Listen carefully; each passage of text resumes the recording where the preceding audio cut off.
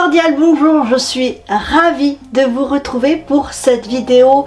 Donc vous avez vu sur la vignette, c'est un nouveau format parce que j'avais tenté auparavant de vous le présenter, ce format haul achat manga en version un peu TikTok, en vertical, mais j'étais pas satisfaite du résultat. Je me sentais un petit peu bridée avec ce format sur TikTok parce que ça coupait un petit peu. J'avais besoin de me dépêcher, j'étais pas à l'aise. Je préférais prendre mon temps, pouvoir converser, et je me sens beaucoup mieux sur YouTube. Je sais que je peux prendre le temps si j'en ai envie. Alors voilà, maintenant on va partir sur un format haul achat manga sur YouTube tous les mois, et on commence évidemment avec celui du mois de septembre. On va débuter avec les séries que je poursuis, et pour commencer, celle-ci que j'aime pas mal. Franchement, elle est pas mal du tout. C'est Tengu Hunter Brothers de Shinta Arakawa chez Kazoku, Michel Lafon. Et franchement, je trouve que chez Michel Lafon, ils font pas mal de bons titres. On va en parler tout à l'heure. Il y a aussi Nina du Royaume aux Étoiles que j'aime beaucoup. Franchement, il y a des trucs cool. Je vais vous remontrer un petit peu ce qu'on peut trouver dans ce manga au niveau du graphisme. Ça bouge pas mal. Donc pour mes mots, c'est une fratrie de frères qui sont dans un temple. Il y en a deux qui sont parfaitement normaux, et puis l'aîné qui est voué à combattre les Tengu, donc les yokai en forme de corbeaux, qui sont en fait des démons qui sont là très méchants. Par rapport à d'habitude, ils sont déjà beaucoup plus cool normalement dans le folklore japonais. Là, c'est vraiment des monstres qui dévorent les gens et qui s'en prennent particulièrement aux jeunes de cette fratrie. Donc non, j'ai beaucoup aimé l'esprit familial, le combat, le côté yokai. Voilà, on est avec 2 tomes en cours. Je crois qu'il y en a 6 en cours au Japon, c'est encore très raisonnable. Donc pour ma part, je vais continuer Tengu Hunter Brothers. Comme je vous le disais, nous avons aussi chez Michel Lafon Nina du Royaume aux Étoiles. Actuellement, je suis au tome 7 et voilà, j'aime beaucoup les couvertures, je les trouve très jolies. Je suis attachée à Nina, que je trouve forte, et puis ses partenaires, voilà, je trouve que c'est sympa, c'est punchy. Pour ceux qui connaîtraient Cold Game, on pourrait éventuellement faire un petit parallèle, ou Shirayuki aux cheveux rouges, ou des choses comme ça. C'est des héroïnes qui sont volontaires, des héros aussi qui ne se laissent pas faire, qui se battent face au destin. Il y a de très jolis graphismes, j'aime beaucoup. Voilà, c'est très bien mis en case, je trouve, et ça reste quand même un dessin assez shoujo, mais j'apprécie cette série que je vais continuer et finir. Donc une très jolie série chez Michel Lafon, Nina du Royaume aux Étoiles. Dans un tout autre style, j'ai la suite de Time Bomb Teacher, dont je vous avais peut-être parlé. Oui, je vous en ai parlé précédemment. C'est donc une chimiste, une professeure de chimie, physique-chimie, qui a sa petite sœur qui est enlevée par des yakuza. Et elle part à Tokyo en catastrophe, et elle se met en quête de savoir où est sa sœur, qu'est-ce qui lui est arrivé, et elle se lie de façon inopinée avec un yakuza assez difficile, assez dur, et finalement ils arrivent à trouver un statu quo, à se respecter l'un l'autre, et elle est prête à tout. Elle est prête à tout, mais avec ses propres armes, c'est-à-dire de chimiste, et je peux vous dire que ça dépote. Donc voilà, pareil, un très beau graphisme, ça m'a beaucoup plu. J'ai trouvé que le pitch était original, toujours donc une histoire de famille, mais ça fait bang bang, ça court partout, et surtout elle a plein d'idées, donc vraiment c'est sympa. Des covers qui sont toutes différentes, on a commencé par du bleu, puis du rouge, du vert, ou l'inverse, mais voilà, c'est très propre. C'est chez Panini Manga, et c'est de Yanaji Takakuchi, donc franchement très sympa. Voilà, c'est une des séries que j'ai choisies parce que maintenant il va falloir faire des choix. Il y a vraiment pléthore honnêtement beaucoup trop de séries sur le marché. Je trouve que le marché est saturé. Ça porte préjudice à des titres qui auraient pu percer et qui n'y arrivent pas parce qu'il y a trop d'offres. Et je trouve ça très dommage, quel que soit le genre. Donc voilà, petit coup de gueule. Je trouve que voilà, à force d'être trop gourmand, de vouloir trop, ça va tuer la poule aux œufs d'or. Et franchement, messieurs et mesdames les éditeurs, essayez d'être un petit peu plus focus.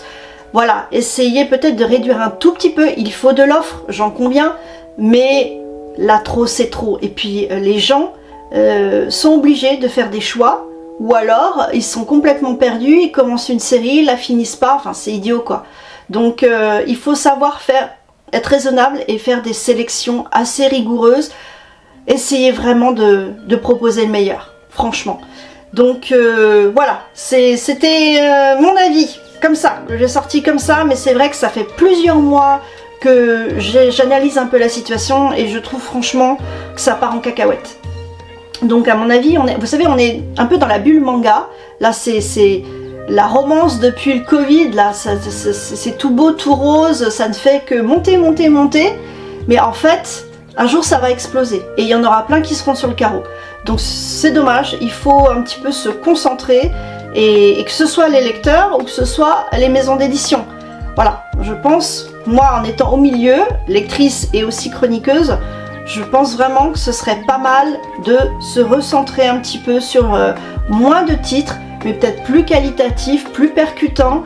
Bon, je sais très bien que on peut pas trop savoir à l'avance comment un titre va être accueilli, j'en conviens, voilà, mais il y en a trop.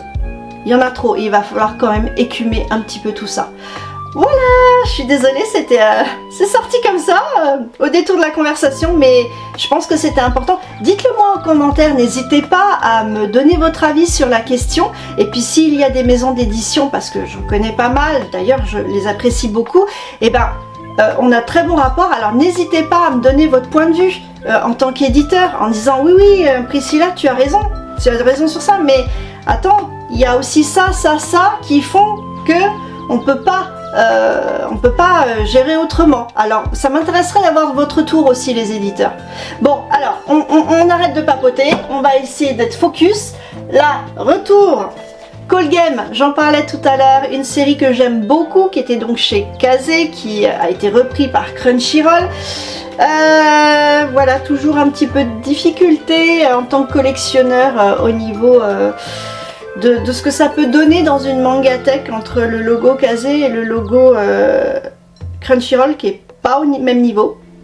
Mais bon, en tout cas, ça reste qualitatif. Un petit shoujo comme je les aime, mais en fait beaucoup plus que ça. Non, pardon, c'est pas un shoujo, c'est un seinen. Franchement, c'est à la cour, une cour inventée, pseudo-renaissance, et on suit Violette qui se bat pour sa vie parce qu'elle a été envoyée par son père d'un tout petit royaume pour aller épouser le prince d'un très grand royaume, et en fait c'est la bataille entre les prétendantes et vraiment elles tombent toutes comme des mouches quoi.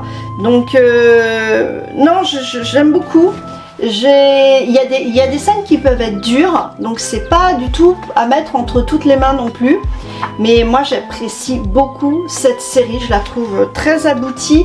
C'est la même autrice, je redis son nom, Kaneyoshi Izumi, qui a fait La Fleur Millénaire par exemple, qui est aussi de haute volée, qui se passe en Chine, pareil dans une cour inventée, mais c'est pas grave, c'est très sympa et j'aime beaucoup le trait.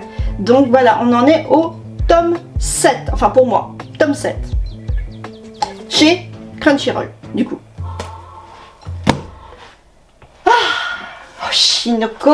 Oshinoko chez Kurokawa de Aka Asakasa. J'espère qu'il va mieux parce qu'il avait l'air un peu fatigué ces derniers temps, il s'était un petit peu arrêté. Donc je pense qu'il a dû reprendre maintenant. Et Mengo Yokoyari, toujours très sympa. J'arrive pas à être très objectif sur cette série. Je l'ai tout de suite aimée. J'ai tout de suite voulu la promouvoir avant qu'on parle de l'animé. Avant, voilà. J'en ai parlé il y a déjà longtemps. Et et je trouvais hyper intéressant, c'était grinçant.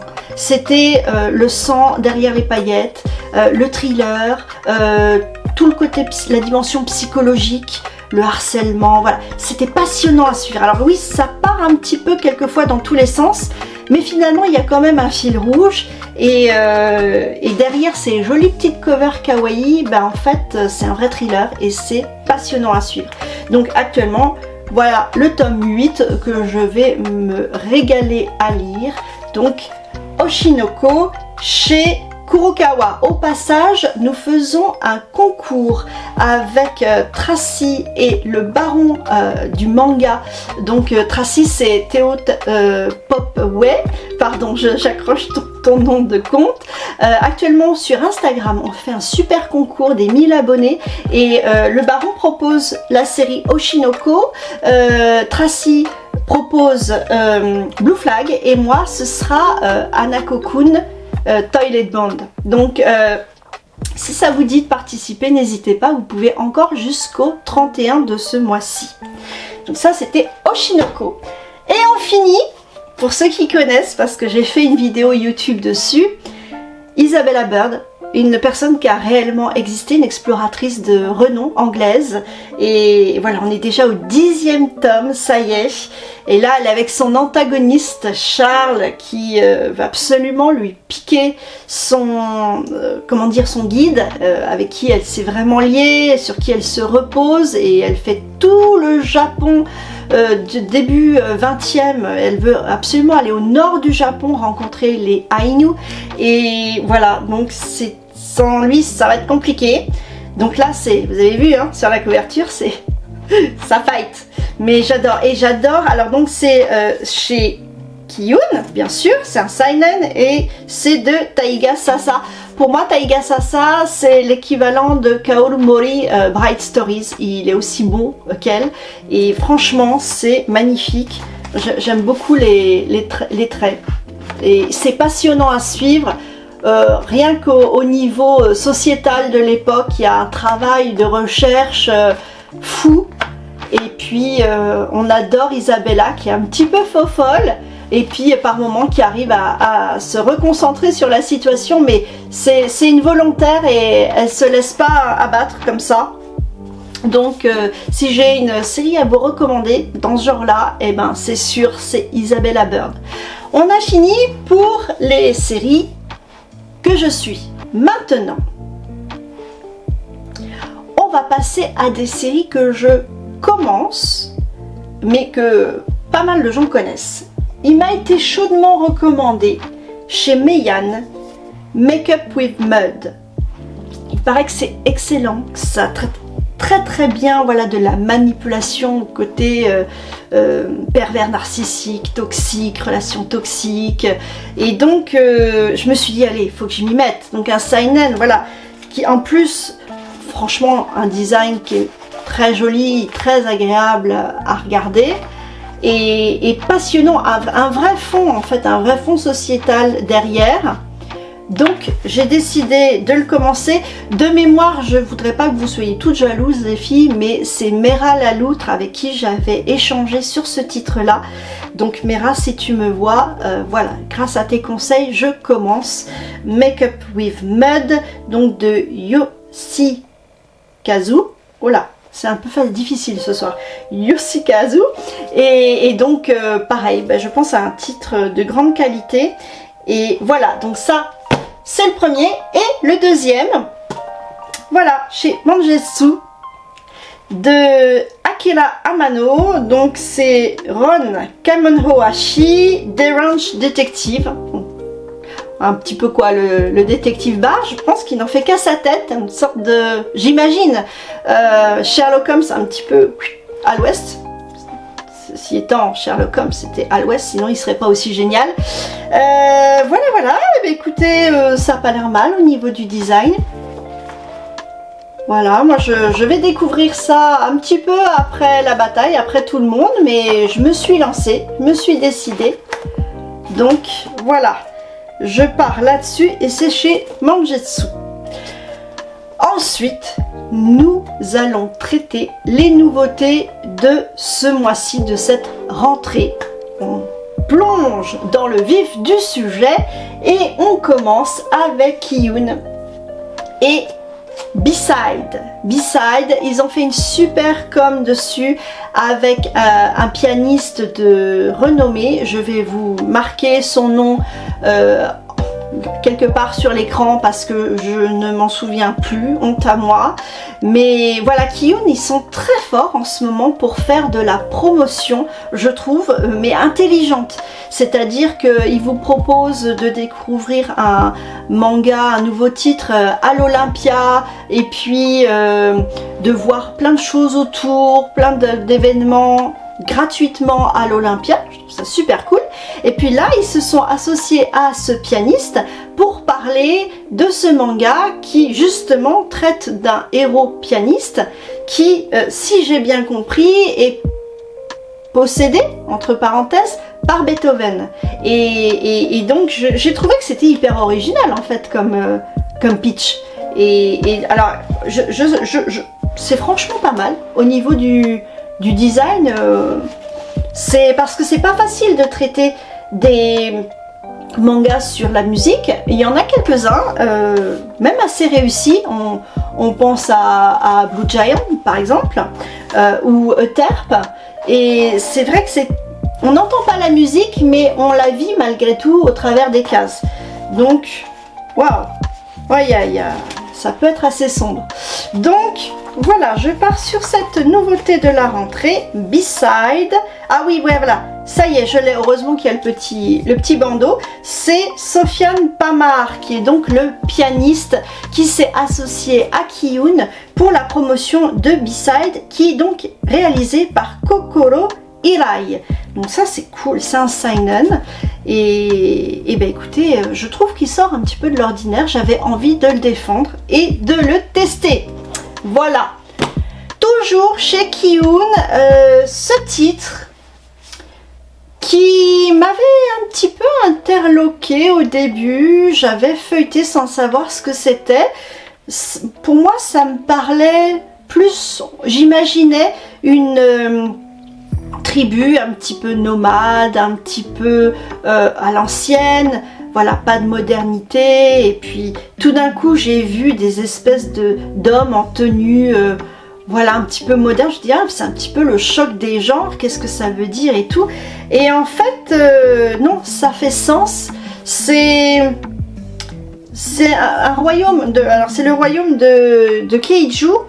Et voilà, c'est, comment dire, c'est inventé, c'est une dystopie, c'est un royaume qui vit sur un train et alors qui suit l'anneau je crois de Saturne qui tourne comme ça et qui suit l'ombre de l'anneau sur les rails. Et donc ce royaume de Kaiju, voilà, vous voyez, c'est ces hommes là. Ce royaume de Kaiju a l'air de faire des envieux, il a l'air d'avoir des problèmes géopolitiques et voilà, c'est... J'essaye de trouver quelque chose qui pourrait illustrer. Voilà, par exemple, ça c'est la reine. Donc voilà, ça fait assez peuplade à l'ancienne et tout. Et puis en même temps, c'est une technologie hyper moderne. Donc c'est intéressant, c'est intéressant. Je pense que ça va faire un peu thriller géopolitique fantasy. Ça peut être cool, ça peut être cool. Ça c'est le roi. Et voilà, et puis il va y avoir des choses qui vont se passer. Le personnage que vous voyez là-bas, il vient d'un autre royaume et il vient juste faire de la reconnaissance. C'est un scientifique qui veut en apprendre un petit peu plus sur le royaume de Kaiju et puis il sera témoin bien sûr de ce qui se passe. Ici c'est la petite sœur de la reine.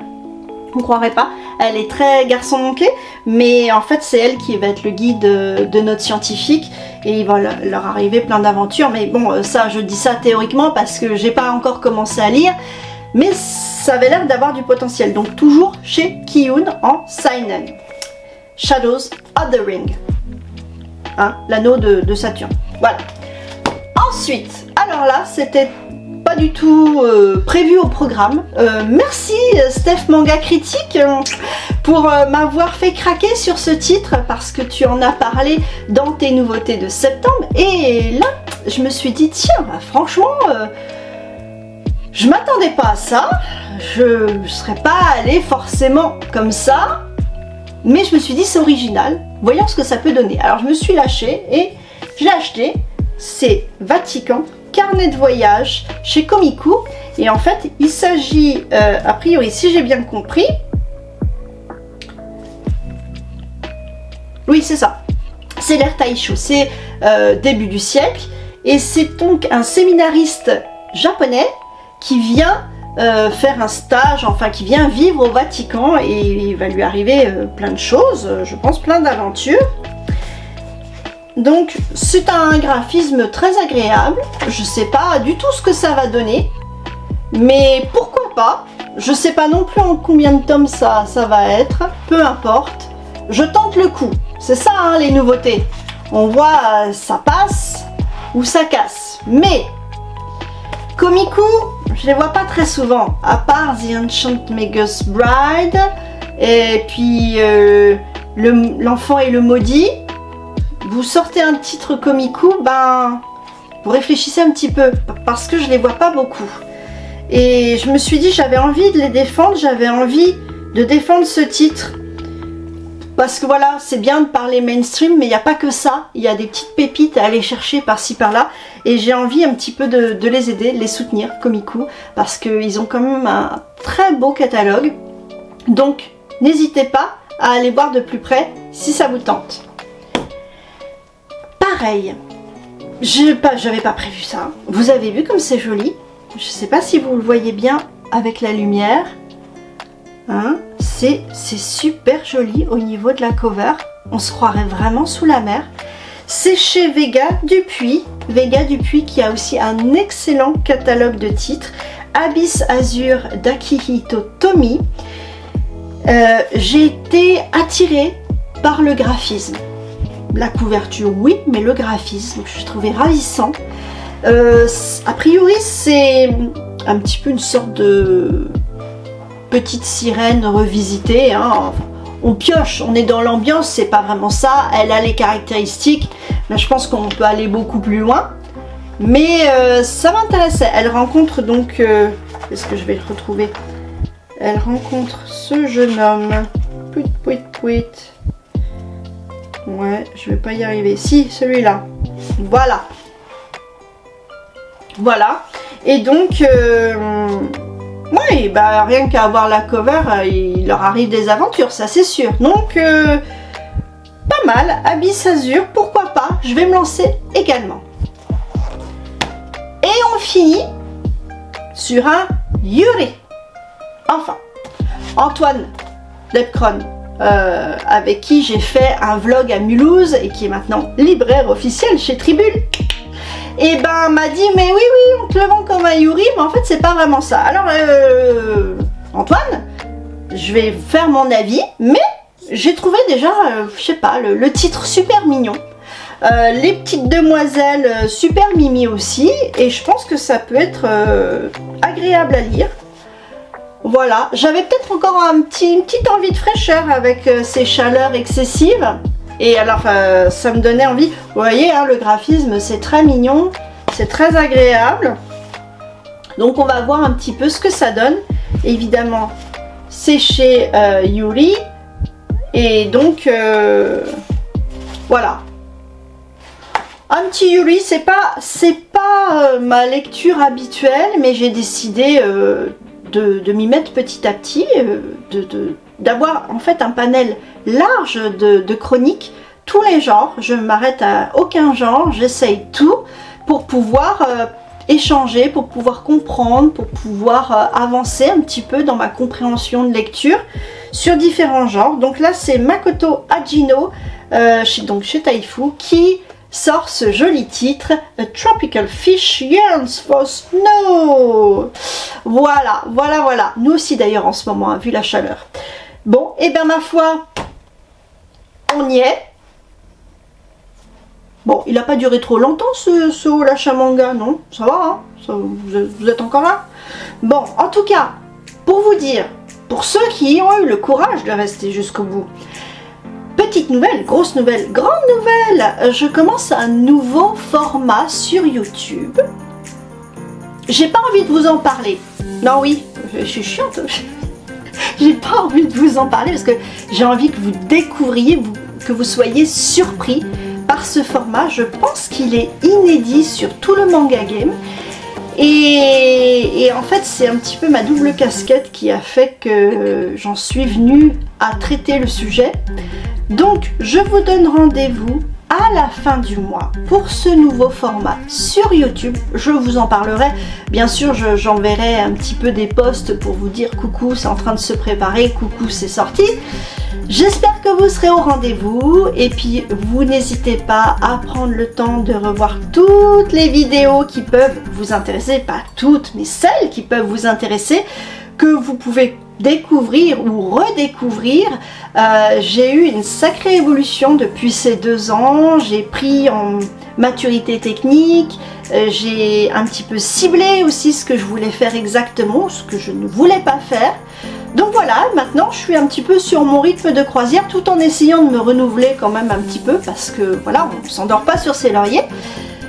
Sur ces bonnes paroles, eh bien je vous donne rendez-vous pour cette fameuse vidéo de la fin du mois et bien sûr un nouveau haul achat manga sur YouTube, donc au mois d'octobre. Cordialement vôtre!